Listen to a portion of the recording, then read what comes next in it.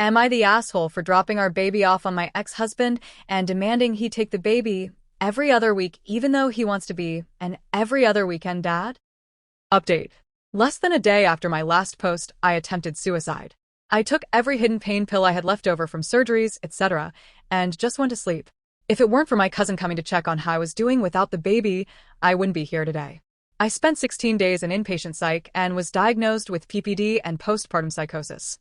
After my Reddit post, I was flooded with comments and DMs telling me what a monster I am for having a child that I didn't originally want.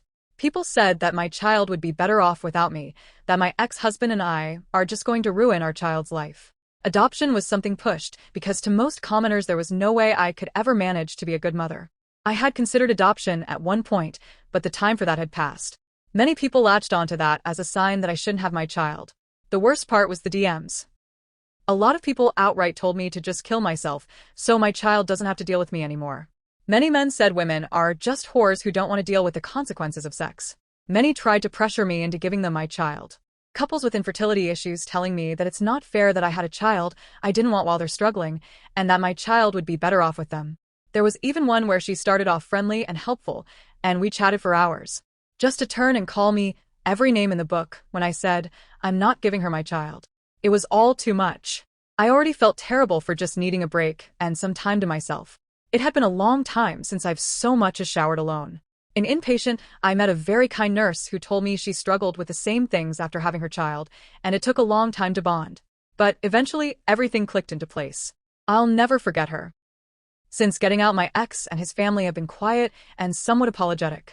He has agreed to split custody.